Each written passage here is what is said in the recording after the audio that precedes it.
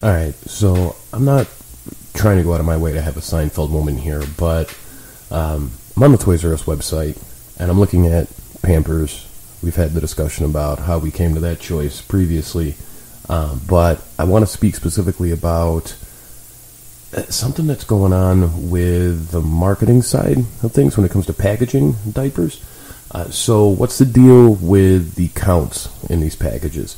So I'm on the website right now, and I'm looking at the package counts for disposable diapers, Pampers, Swaddlers. I see one for 88 in the package. See one for 100, which blows my mind how round of a number that is. Bear with me, you'll see exactly what I mean. One for 92 diapers, one for 32, one for 162. What? One for 35, let's see, 186, 148, 124, 27, 120. What the fuck is this? Seriously. How difficult is it to say 25, 50, 75, 100, whatever, 150, 200? The end. End of story. Is it... Oh, this is a 112 count package. We get 12 extra in there. Is that supposed to be the logic behind this? Because I don't understand why everything has to work out this way. It doesn't make any sense. It's like the old hot dog gag, right? You get 10 hot dogs, you get 8 buns, right? You need like 80 of each to make it come out right. It doesn't make any sense to me at all. And I wasn't sure if this was something that was just me, or if anybody else has this going on, where they just scratch their head and wonder what the hell the logic is with this. Alright, whatever. I'm rambling. Let's kick off the show.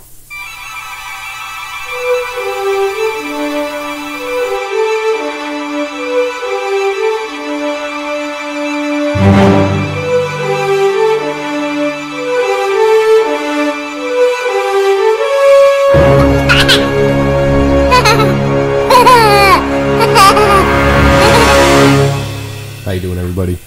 I'm Remy. I'm the newborn father. Welcome to the Newborn Podcast, episode 2. Just as an update, really glad to see that people are digging what I'm doing so far. Hopefully everything just kind of grows from here. Welcome. Hope you like what you hear. If you have any questions, comments, suggestions, please send those on in, and I'll get to them as soon as I can. You can check me out on Facebook.com/The Newborn Father. You can check me out on Twitter at Newborn Father. No, though, with the Twitter, it's not needed. Or thenewbornfather.com will take you directly to the YouTube page where you can check out the newest episodes of the cast or reviews or anything else that I get a free moment for lately. So my son, over the weekend, went through what we assume to be a growth spurt. And that is kind of my out for being a little bit late on this episode. But, fed him, totally cool, still crying. No gas, but crying. Hold him, okay, right? But after a while, still crying.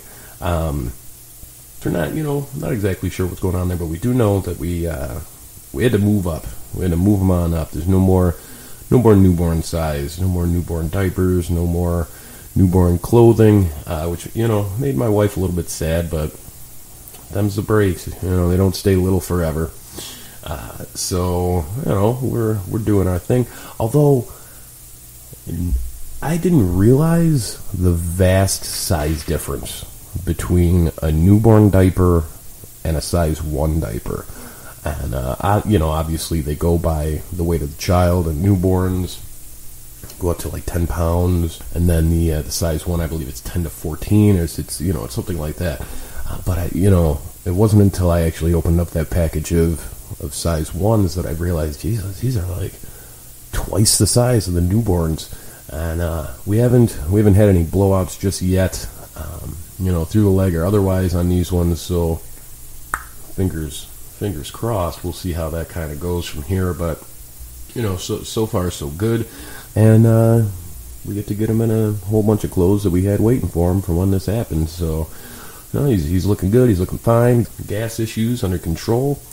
The White Castle sliders, I got a bit of an update. Have not had one of those in the last handful of days, so hopefully we've moved up and out of that phase, because let me tell you, I don't know how much more of those uncorkings I could have taken. So luckily that's done, but now it appears as if, when my wife tells me your son has a dirty diaper. Guys that are listening, we know what that means. That means, first of all, your son. That means there's either a mess going on here or he's done something wrong. Because our son is as young as he is, he's 5 weeks now, I know that means a mess. So your son has a dirty diaper, to me, equates to the phase that he has moved into. He's moved out of the White Castle slider with cheese phase, and he is moved full on into the let's rocket through a cannon a jar of Jiff peanut butter into the back of my underwear. And let's see how you guys handle that shit. Well, I'm sorry to tell you, pal, we handle it just fine. It's the wipes. Oh, good God, the wipes.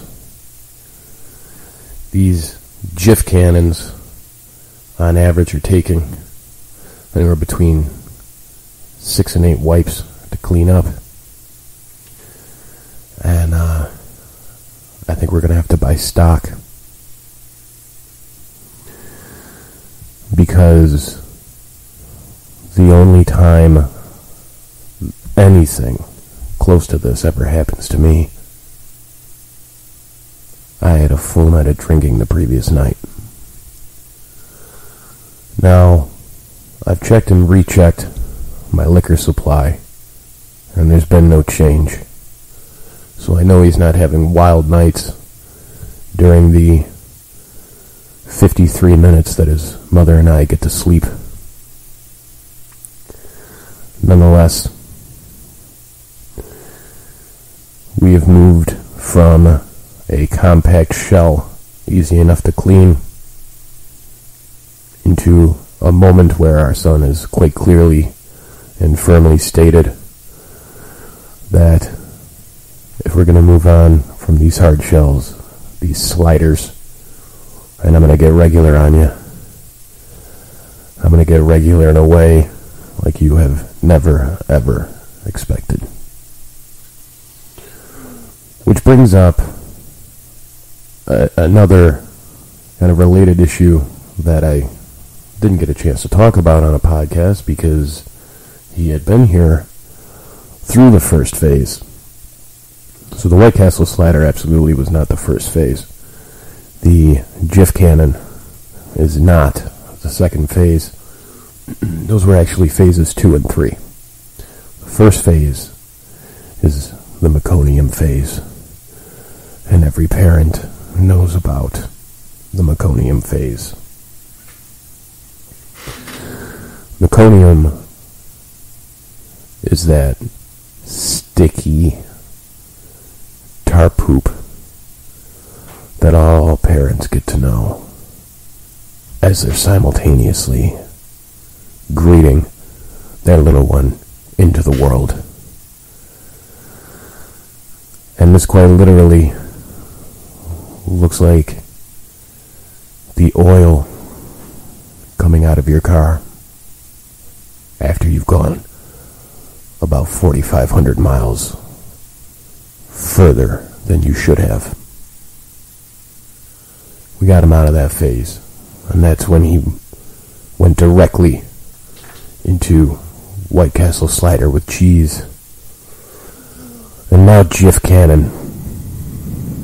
If anybody out there can tell me what I should expect from phase 4, it would be very much appreciated.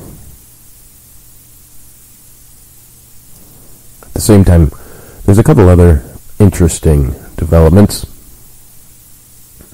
First,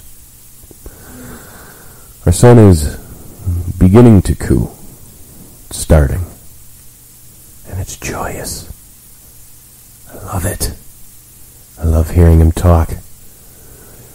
I don't have any delusions that any of them are actual words. There's no moment when I say, "Honey, did you hear that?" He said, no, because he's not saying anything. But it's still nice to hear him try. It's nice to hear him attempting to communicate via anything other than crying. However, he's not only cooing as a way to experiment with vocalizing, we're also getting the stray scream. And by stray scream, I mean we'll walk around the house with him, possibly consoling him, or just playing and talking to him, and randomly he screams. And the first couple times it happened, we were worried. Something was amiss. What did we do? Did we accidentally pinch his leg? Did his finger get twisted when we went to pick him up? No. He's just screaming. Just testing it out. Seeing how it feels. And it still scares the shit out of us every time. He may have a future career in a heavy metal band. It wouldn't shock me at all. But when it's 1:23 in the morning and he's laid down and we have just started fogging off and he screams from his diaphragm, even if it's one time, I poop my pants a little. And then we both have a mess. The one other thing that I've noticed lately is that when I hold my son, generally speaking, he calms down, which is fantastic. I like that. It's a nice feeling. But when I'm feeding my child, I've noticed something else. As he's eating, he'll be facing the wall, usually to my right. And as he's eating, he looks at me out of the corner of his eye. And I see in those eyes that he's almost certainly plotting my death. They are the stone cold eyes of a lion as it stalks a wildebeest with a broken leg. And I'm scared. Nothing has unsettled me quite like that since My Buddy Dolls in the 1980s. I wanted a My Buddy doll more than anything. And I begged my parents for it, and I had to have been maybe 3.5, 4 years old. And it was shortly after getting a My Buddy doll that a friend, and you can't see it, but I'm using finger quotes around friend, introduced me to Child's Play.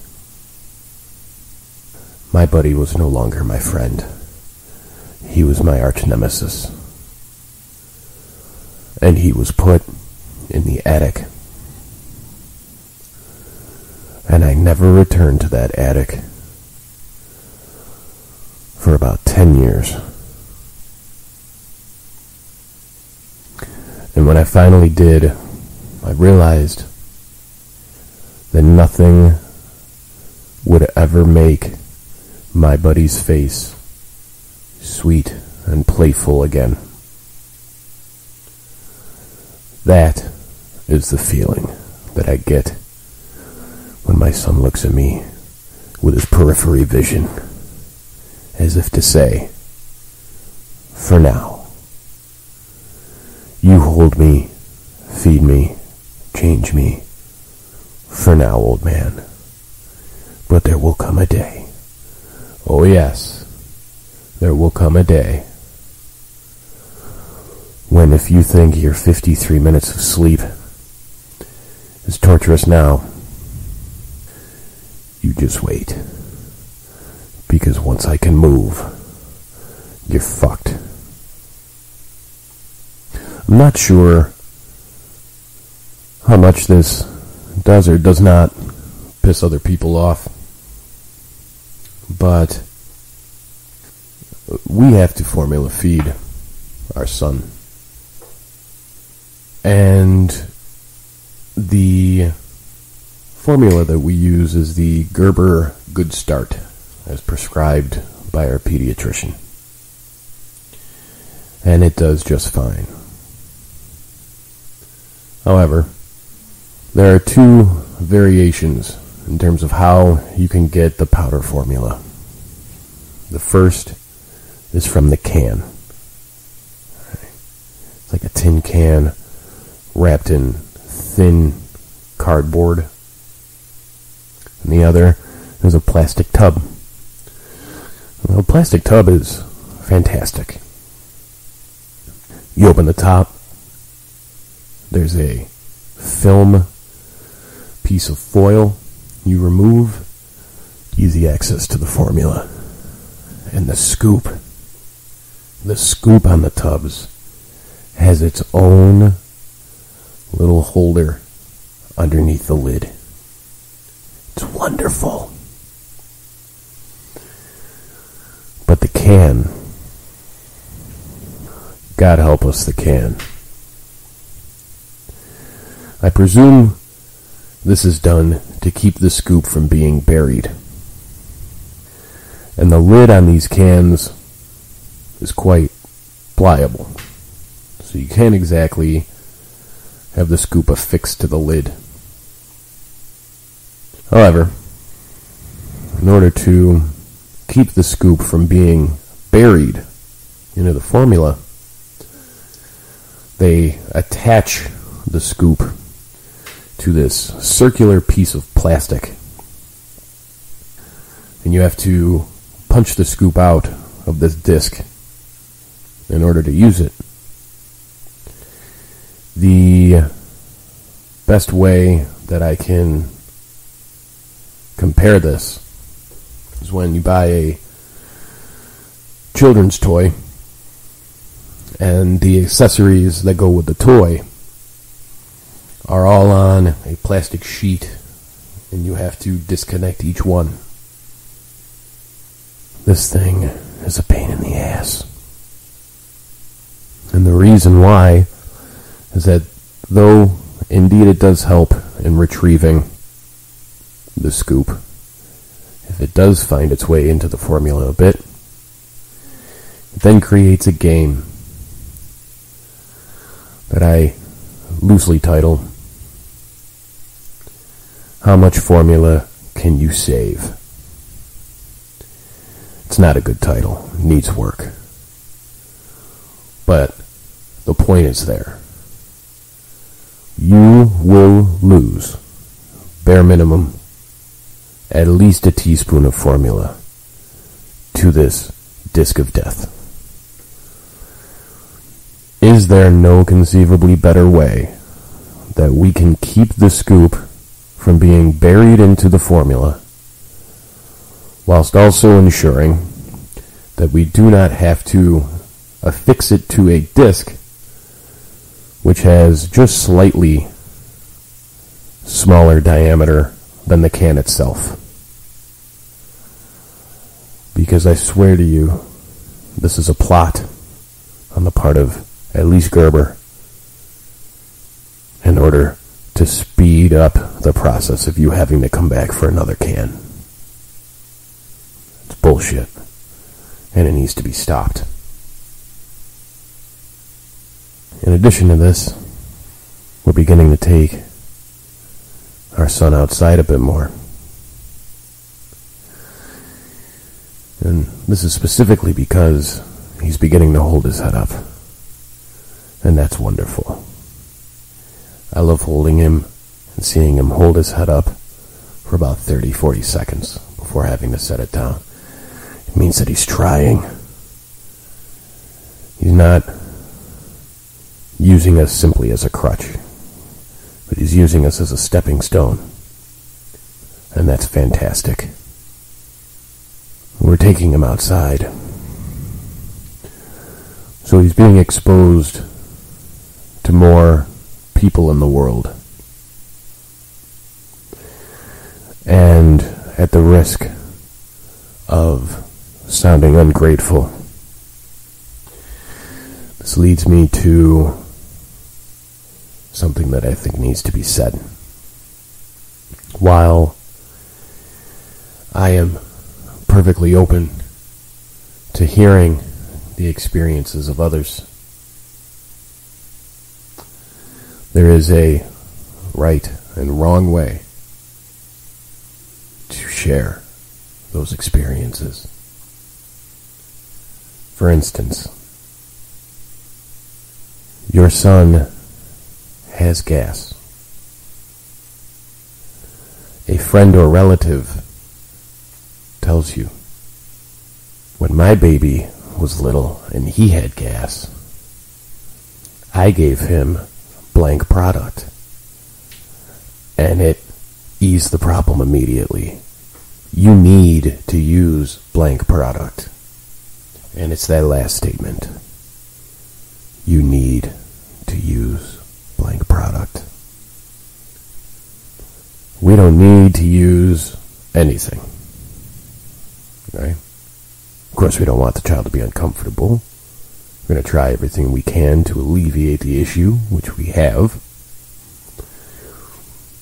But while advice is perfectly fine and expected, when that advice is stated in the form of a directive, particularly with individuals like my wife and myself, our instinctual response is BFD.